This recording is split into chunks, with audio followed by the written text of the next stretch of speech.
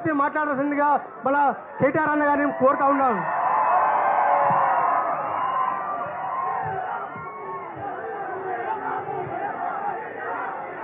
జై తెలంగాణ, జై తెలంగాణ, జై తెలంగాణ, జై Telangana. We want, we want, we want, we want. Dharmendra Pradhan resign. Dharmendra Pradhan రాజీనామా చేయాలి. ధర్మేంద్ర ప్రధాన్ మీద దమనకాండ వెంటనే ఆపాలి. పిల్లల మీద దమనకాండ. ఢిల్లీలో పోలీస్ జులుం నశించాలి. ఢిల్లీలో పోలీస్ జులుం. కేంద్ర ప్రభుత్వం మొండి వైఖరి. ధర్మేంద్ర ప్రధాన్ we want ఢిల్లీలో కేంద్ర ప్రభుత్వం మొండి వైఖరి. పేరున జర వెనకకు జరగండి ప్లీజ్. ఆ పిల్లలు ఉన్నారు, వెనకకు జరగండి. రాజారాం, గజల్ నగేష్ గారు వెనకకు జరుగు. తమ్ముడు వెనకకు జరుగు ప్లీజ్. ఆడపిల్లలు ఉన్నారు, జరగండి. శరత్ వెనకకు జరుగు. పిచ్చి ఆటో నగేష్ భాయ్ వెనకకు పో. శరత్ వెనకకు జరుగురి. తమ్మి రాజారాం వెనకకు జరుగురి ప్లీజ్. వెనకకు జరగండి. గౌరవనీయులైన పెద్దలు, వేదిక పైన ఆసీనులైన గౌరవ మాజీ మంత్రివర్యులు, అట్లాగే వేదిక ముందు అక్కడ అందరి మధ్యన, పిల్లల మధ్యన నించున్న శ్రీమతి సబితా ఇంద్రారెడ్డి గారు, అదేవిధంగా గౌరవనీయులు వేదిక పైన ఉన్న పెద్దలు శ్రీ తలసాని శ్రీనివాస్ యాదవ్ గారు, గౌరవనీయులు శ్రీ జగదీష్ రెడ్డి గారు, గౌరవనీయులు ప్రశాంత్ రెడ్డి గారు, గౌరవనీయులు శ్రీనివాస్ గౌడ్ గారు, గౌరవనీయులు పల్లా రాజేశ్వర రెడ్డి గారు, కౌశిక్ రెడ్డి గారు, రవీందర్ రావు గారు, భూపాల్ రెడ్డి గారు, రమణారెడ్డి గారు, సునీత గారు, ఇంకా వేదిక పైన ఉన్న పెద్దలు గౌరవనీయులు శ్రీ జీవన్ రెడ్డి గారు, గౌరవనీయులైన మా సునీత లక్ష్మారెడ్డి గారు ఎమ్మెల్యే గారు, ఇంకా మా ఎమ్మెల్యే, స్థానిక ఎమ్మెల్యే గౌరవనీయులు ముఠా గోపాల్ గారు, భూపాల్ రెడ్డి గారు, ఆర్ఎస్ ప్రవీణ్ గారు ఎక్కడ? ఆర్ఎస్ ప్రవీణ్ కు ఆగే ఆనే దోనా. గౌరవనీయులు ఆర్ఎస్ ప్రవీణ్ కుమార్ గారు, మాజీ ఐపీఎస్ పెద్దలు,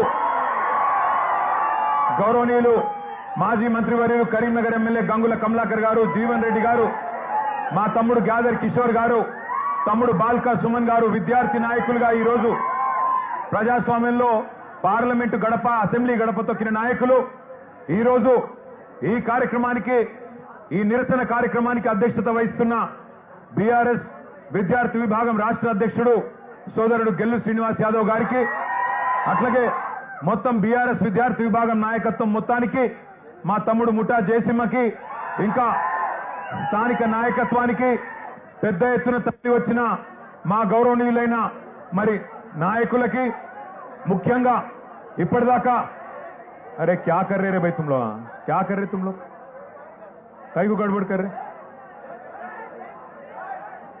చూడు నగేష్, చూడు ఏందో చూడు. ఇప్పటిదాకా అద్భుతంగా మాట్లాడిన మా చెల్లెళ్ళు, తమ్ముళ్ళు, నీట్ మాత్రమే కాదు, భారతదేశంలో ప్రస్తుతం నెలకొన్న పరిస్థితుల పట్ల ఆక్రోశం వ్యక్తం చేస్తున్న యంగ్ జనరేషన్ జెన్ జీకి సంబంధించిన మా తమ్ముళ్ళు, చెల్లెలందరికీ ఒకసారి గట్టిగా చప్పట్లతో వారికి అభినందనలు చెప్పాలని నేను కోరుతా ఉన్నా. నిజంగా ఇవాళ ఇక్కడ పెట్టింది కార్యక్రమం రాజకీయం కోసమో, ఎవరినో తిట్టడానికో లేదా ఎవరినో విమర్శించడానికో కాదు.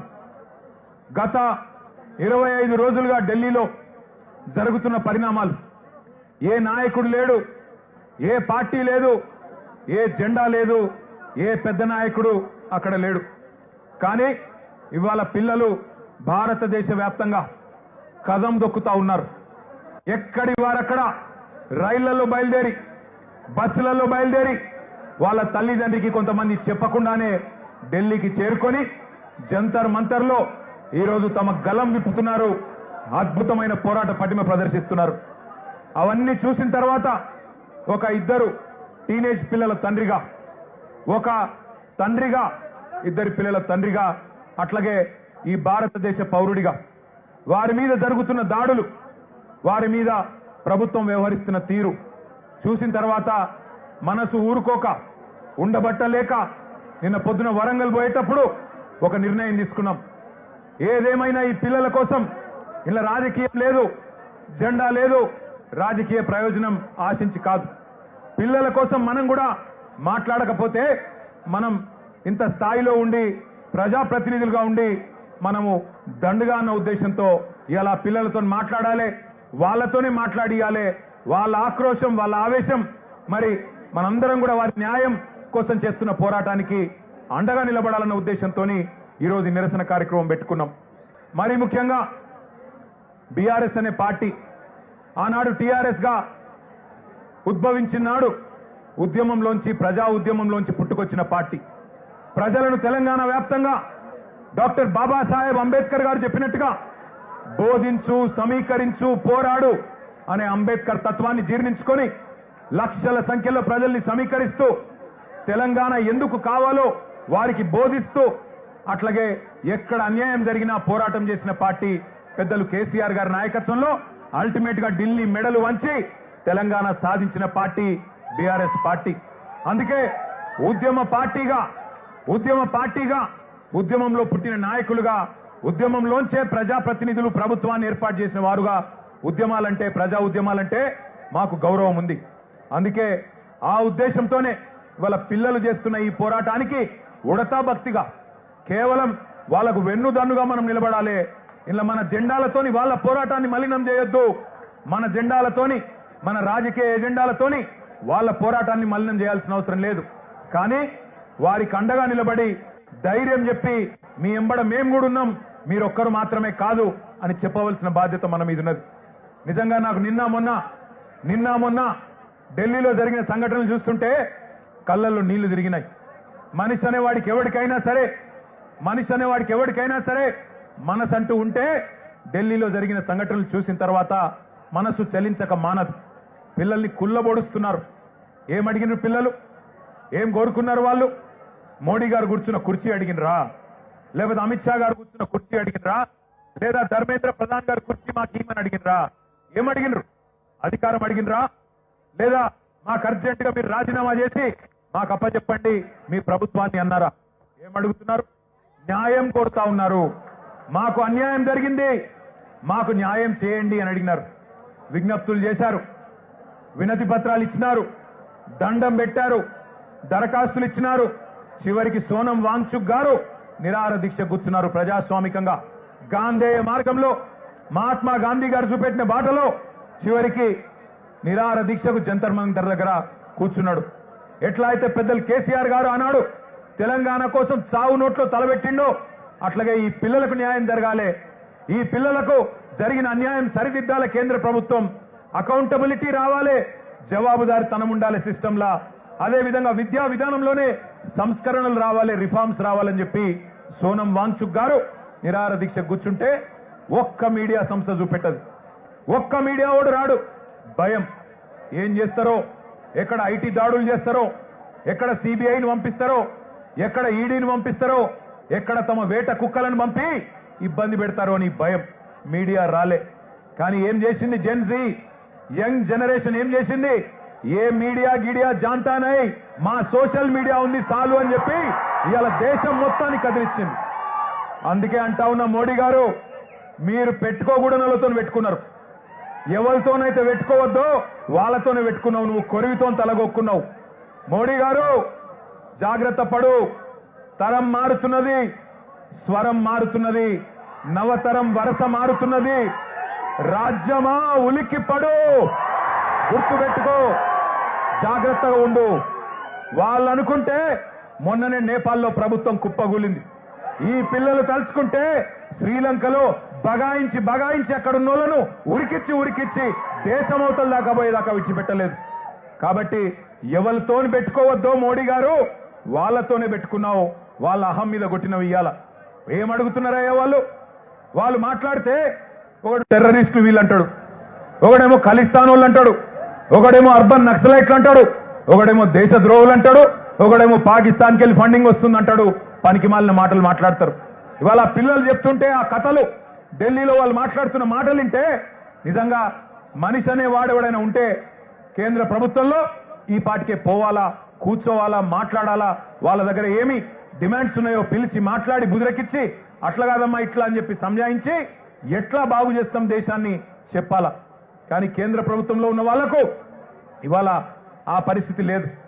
మోడీ గారు ఒక్కటి గుర్తుపెట్టుకోండి, ఇదే తెలంగాణ గడ్డ మీద 50 ఏళ్ల కిందట ఒక యువకుడు ఒక మాట అన్నాడు.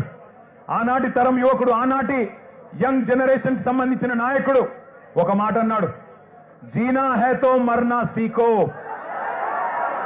కదం కదం పే జీనా హై తో కదం కదం పే జీనా హై తో మర్నా సీఖో, కదం కదం పే లడ్నా సీఖో అన్నాడు.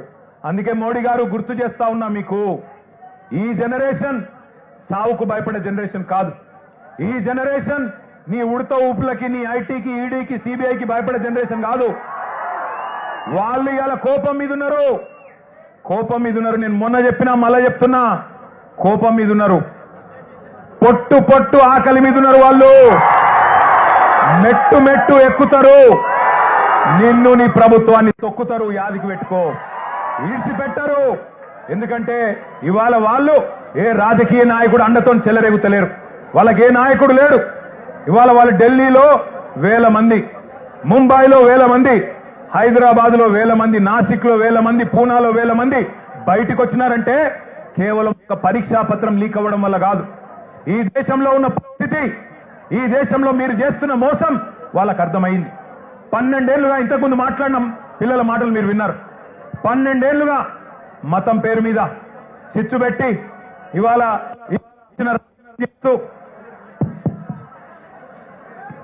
ఇష్టం వచ్చిన వ్యవహారం చేస్తూ మతం పేరు మీద రాజకీయం చేస్తూ మీరు ఏ రకంగా తప్పించుకుంటున్నారో, ఏ రకంగా అసలు పని చేయకుండా ఎట్లా ప్రజల్ని మోసం చేస్తున్నారో ఇలా వాళ్ళకి అర్థమైంది. మీరే కదా చెప్తిరి సంవత్సరానికి 2 కోట్ల ఉద్యోగాలు ఇస్తా అని చెప్తివి. 12 ఏళ్ళే, మరి ఇప్పటికి 24 కోట్ల ఉద్యోగాలు రావాలి. వచ్చినాయా 24 కోట్ల ఉద్యోగాలు? గందుకే రోడ్డు మీదకి వచ్చిన ఒక ప్రశ్నాపత్రం లీక్ అయి మాత్రమే కాదు, ఒక నిరాశ, ఒక నిస్పృహ. ఇంతకుముందు అమ్మాయి ఎంత బాగా అన్నది, మేము మేక్ ఇన్ ఇండియా అడిగినాం, నువ్వు లీక్ ఇన్ ఇండియా ఇచ్చినావు. మేక్ ఇన్ ఇండియా ఎక్కడో పోయింది, లీక్ ఇన్ ఇండియా వచ్చింది, గిదా నువ్వు చెప్పింది అని చెప్పి ఆ అమ్మాయి ఎంత చక్కగా మాట్లాడింది మీరు విన్నారు. అట్లాగే ఇవాళ అడుగుతున్నారు జవాబుదారితనం. ఏమంటున్నారు? అయ్యా మీరు మంత్రులు అయినరు, ఎంపీలు అయినరు, మీరు పెద్ద ప్రధానమంత్రులు అయినరు, కానీ మేము మీ సీట్లు అడుగుతలేము. జవాబుదారీతనం. ఒక ప్రశ్నాపత్రం లీక్ అయితే, దేశంలో మీరిచ్చిన ఒక్క హామీ నెరవేరకపోతే మేము అడగద్దా, అడుగుడే తప్పైందా అని అంటా ఉన్నారు. వాళ్ళు న్యాయం అడిగితే మీరేం చేస్తున్నారు? రాజ్యం హింసకు దిగుతున్నది. పోలీసు వాళ్ళు, ఐపీఎస్ ఆఫీసర్లు ఆడపిల్లలను చెంప మీదకెళ్ళి కొడతా ఉన్నారు. పోలీసు వాళ్ళు లాఠీలతోని ఆడపిల్లల్ని కొట్టకూడని చోట కుల్లబొడుస్తా ఉన్నారు. ఇవన్నీ వీడియోలు ఉన్నాయి, నేనేదో ఊరికే చెప్పట్లేదు. అందుకే ఇవాళ హైదరాబాద్ వేదికగా ఆ పిల్లల డిమాండ్లకు మద్దతుగా ఢిల్లీలో జరుగుతున్న, జంతర్ మంతర్లో జరుగుతున్న దమన కాండకు వ్యతిరేకంగా మా నాయకుడు కేసీఆర్ గారి ఆదేశం మేరకు మొత్తం పార్టీ అంతా ఇక్కడికి వచ్చింది. వచ్చి ఆ పిల్లలకు సంఘీభావంగా అండగా, ఇందులో రాజకీయం లేదు, ఎలక్షన్లప్పుడు చూసుకుందాం రాజకీయం, ఆ రోజు ఎవరు ఎక్కడ కూర్చోవాలో ప్రజలు నిర్ణయిస్తారు. కానీ ఇవాళ మేము అడుగుతున్నది ఒకటే, ముందుగా ఎడ్యుకేషన్ మినిస్టర్ ధర్మేంద్ర ప్రధాన్ రాజీనామా చేయించండి. చేయించాలనే వాళ్ళు గట్టిగా చప్పట్లు కొట్టి చెప్పాలా, గట్టిగా చప్పట్లు కొట్టాలా. రెండవది, ఆ పిల్లల మీద పెట్టిన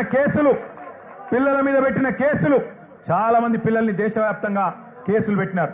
బేషరతుగా పిల్లలకు క్షమాపణ చెప్పి కేసులు వెంటనే ఎత్తేయాలని చెప్పి గట్టిగా చప్పట్లతో మరి కేంద్ర ప్రభుత్వాన్ని డిమాండ్ చేద్దాం. ఇంకొద్ది గట్టి కొట్టాల చప్పట్లు. పిల్లల మీద పెట్టిన కేసులు